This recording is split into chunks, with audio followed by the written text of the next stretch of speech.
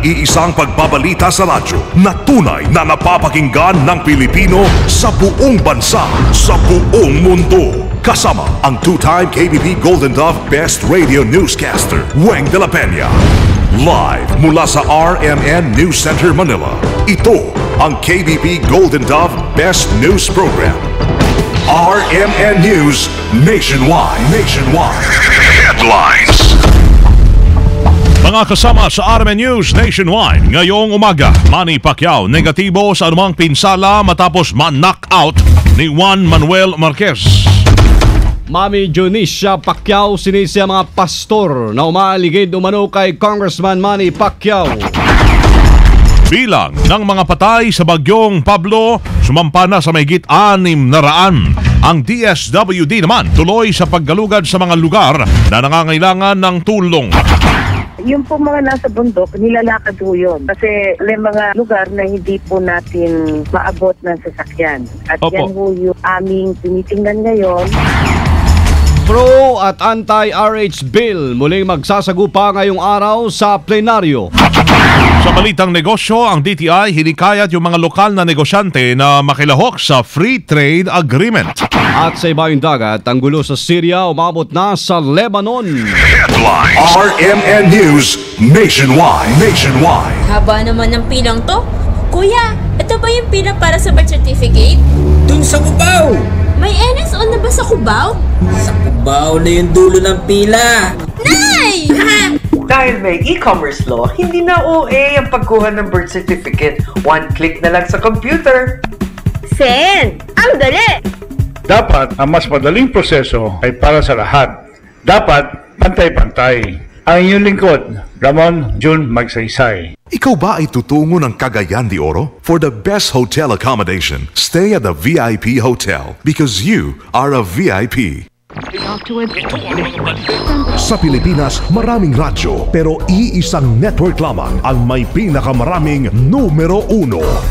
DYHP Cebu, number 1. DYRI Iloilo, number 1. DXDC Davao, number 1. DXRZ Zamboanga, number 1. DXCC Cagayan de Oro, number 1. DYHB Bacolod, number 1. Sa kasaysayan ng radyo sa ating bayan, sa iisang tahanan lamang nagmumula ang mga number 1. RMN, pinakamaraming nakikinig. RMN, pinakamaraming natutulungan. RMN, pinakamaraming advertisers. RMN, pinakamaraming number 1. Jensan, Iligan, Pagadian, Dipolo, Cotabato, pinakamaraming himpilan. Naga, Baguio, Dagupan, Viga, Lucena, Kawayan, Legazpi, Masbate, Ormo, Tugigaraw, Cotabato, Coronadal, Surigao, Dipolo, Malaybalay, Ozamis, Sorsogon, Butuan, Calibo, Rojas at Metro Manila. In history, it is written, number 1 is Tatak RMN. Live via satellite. RMN News Nationwide. Buenos dias, Pilipinas! Umaga ho ng Lunes na ngayon, Desyembre 10, 2012. Ito, mga kasama, ang RMN News Nationwide. Ako si Weng de la Peña. Mabuhay Pilipinas, ako si Buddy Oberas. Tayo po ay live sa DXPR 603 RMN Pagadian, DYRR 792 RMN Ormoc, DYHB 747 RMN Ormoc, RMN Bacolod, at sa DXDR 981 RMN Dipolo. Live international via www.rmnnews.com at WRMN New York, USA. Mga kasama, lubuso ang pasasalamat ni Jinky Pacquiao dahil negatibo ang lumabas na resulta sa naisagawang CT scan sa kanyang mister na si pambansang kamao Manny Pacquiao. Ayon kay Jinky, may rason ang lahat ng mga nangyayari, lalo na yung pagkatalo ni Pacman. Marahil anyay, isa na itong sign na dapat nang magretiro siya sa boxing si Manny. Wala rin daw pakialam si Jinky sa resulta walang laban, basta't ang mahalaga ay ang kalusugan ng kanyang mister. Inamin ni Jinky na medyo natakot ito nang makitang nakabulagta sa boxing ring si Pacman, kaya't hindi nito napigilang maiyak Matatanda nagpakawalaho ng isang napakalakas na suntok si Juan Manuel Marquez ilang segundo bago matapos ang 6th round ng kanilang laban na siyang naging dahilan para mawalan ng malay si Pacman. Naging kampante sa Division World Champion Manny Pacquiao sa laban niya kay Juan Manuel Marquez. Kasunod na rito ng masaklap na pagkatalo by 6th round knockout. Inihag po ni Pacquiao na naging overconfident siya sa kanyang kilos sa ibabaw ng ring. Una rito ginulat ni Marquez ang buong mundo ng boxing matapos magtala ng sensational knockout victory sa ikapat na pagharap nila ni Pacquiao. Sa round 6, isang solid short right ni 3rd Division World Champion Juan Manuel Marquez sa nagpabagsak sa Filipino ring icon. Sa lakas ng suntok, ilang segundo rin nawala ng malay si Manny Salona. RMN Nationwide Report. Dako na tayo sa lugar ho ni Manny Pacquiao. Mga mamamayan ng Sarangani hirap pa rin tanggapin ang pagkatalo ni Manny Pacquiao. Kasama natin sa Balita Live si Rose Yoko ng RMN General Santos. RMN Report.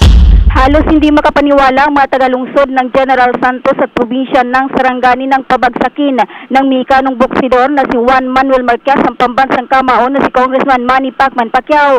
Kahapon kasabay ng laban ni Marquez at Pacquiao, nanood ang mga opisyal ng lungsod ng General Santos sa Lagao Gymnasium at nang bumagsak si Pacman sa ikatlong round, biglang natigilan ang lahat. Sa ikaapat na round nang nakabawi ang pambansang kamao, tuwang-tuwa naman ang mayor ng General Santos na si Mayor Darlene Antonino Custodio, pero muling napatayo ng huling minuto na ika-6 na round. Muling pinabagsak ni Marquez si Pacman. Maluhaluha naman si Minda Secretary Luwalhati Antonino sa sinapit ni Pacman sa kamay ni Marquez. Kasabay nito, nanawagan ng Minda Secretary kay Manny Pacquiao na tigilan na nito ang pagboboxing at i-focus na lang ang kanyang sarili sa politika at sa kanyang pamilya. Tama na di umano ang naibigay nitong karangalan sa bansa at nagawa na nito ang lahat para sa bansa. Dapat aniyan na pangalagaan din ni Pacman ang kanyang sarili para na rin sa kanyang pamilya. Kasama mo sa DXN RMN General Santos, Rose Tabausari Shoko, Tatak RMN. Po ng Kamara at Tiwala ang makabangon si Pacquiao sa pagkatalo kay Marquez. Kasama natin sa Balita Conde Batak. RMN Report. Naniniwala ang liderato ng Kamara na kayang makabangon muli ni Sarangani Representative Manny Pacquiao mula sa pagkatalo nito kay Juan Manuel Marquez kahapon. Ayon kay House Speaker Sonny Belmonte, makakaya pa rin ni Pacquiao na makatayo muli mula sa pagkakadapa sa naging resulta ng laban kay Marquez at magsilbi pa ring inspirasyon, partikular sa mga kababayan nito sa Mindanao na ngayon ay sinusubukan naman bumangon dahil sa Bagyong Pablo. Mananatili umanong kampiyon ng mga Pilipino si Pacquiao at hindi may tutumba ng kahit anong laban ang sunod-sunod na karangalang binigay nito sa bansa. Binati din na liderato ng Kamara ang pagkakapanalo ng bagong WBO World Welterweight Champion na si Marquez. Kahapon ay natalo ni Marquez si Pacquiao sa 6th round sa ika-4 na laban nila sa Las Vegas. Kasama mo mula sa Kamara para sa DZXL 558, Conde Batak, Tatak RMN. Yung mga Cebuano naman, namangha at nalungkot sa pagkatalo ni Pacquiao. Kasama natin sa balita si Ken Galinea ng RMN Cebu.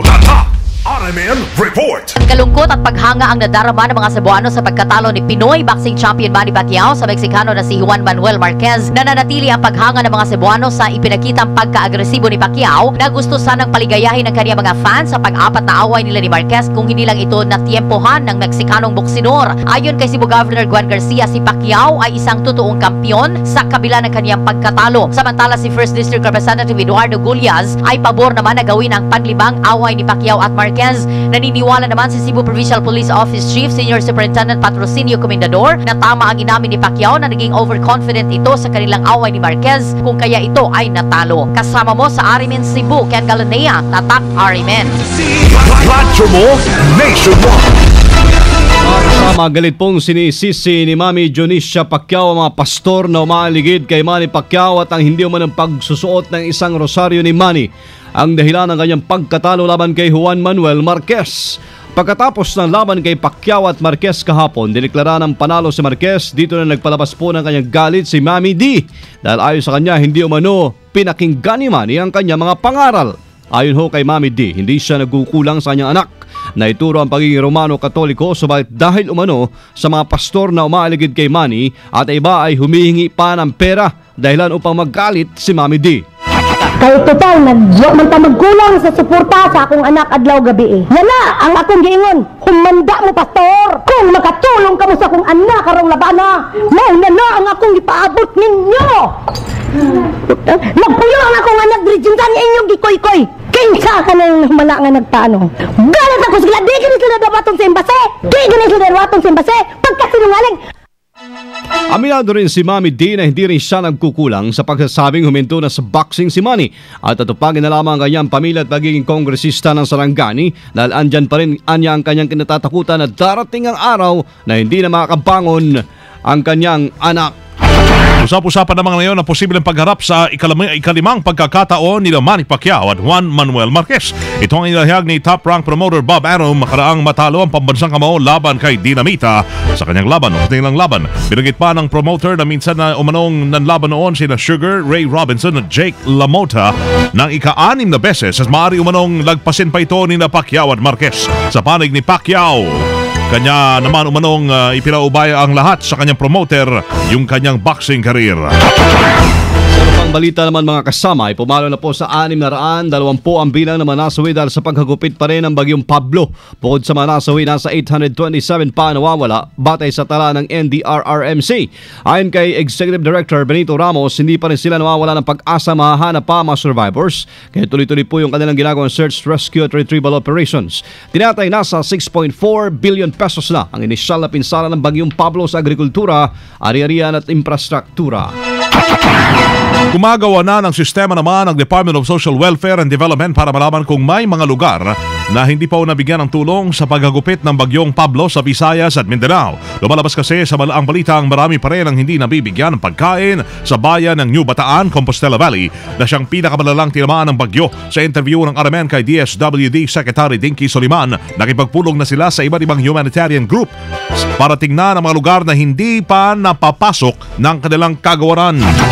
Yun ho yung aming tinitingnan at aming minomonitor kung saan ho nagkukulang at ano ho yung lugar. Nagpulong po kami kahapon at kami po ay nakipag-ugnayan sa iba't ibang humanitarian group, international NGOs at international agencies para malaman po kung ano pa ang kanilang ibinibigay, saan nila ibinibigay at magkano po ang kanilang naibigay na. Para lang sa ganon nakikita namin kung alin po doon ang mga lugar na hindi po namin napaglilingkuran. So, gumagawa po kami ng sistema ngayon para maliwanag po. Ayon pa kay Soliman, maaring ang hindi pa naabot ng kanilang grupo ay yung mga naninirahan no sa taas at hindi sa ibabaho ng bundok sa New Bataan. Alam po namin maaring ang hindi naabot yung nasa bundok po. Pero hindi po yung mga nandyan sa baba na humihingi po ngayon ng tulong. So, kinakailangan po natin tingnan kung sino po sila at kung bakit po nila hinihiling yon. Ang tinig ho ni DSWD Secretary Dinky Soliman. Magkakasubukan naman muli ang mga kongresistang pro at anti-RH o Reproductive Health Bill sa pagpapatuloy ng ngayong araw ng debate sa plenaryo. Inaasa hindi naman magpapatinag si Albay Congressman Ed Silagman sa mga anti-RH na mambabatas na nais naman talang maipaseto bago ang nagdang Christmas break ng Kamara sa Disyembre 21. Nalawagan naman si Zambales Congresswoman Milagros Magsaysay sa mga sektor at grupong tutol sa nasabing batas o panukala na magpakita ng lakas para haranging maipasa sa ikalawa't huling pagbasa ng RH Bill. Present naman ang mga obispo ng CBCP para magbantay sa anumang maaaring mangyari at hindi naayon sa kagustuhan ng simbahan.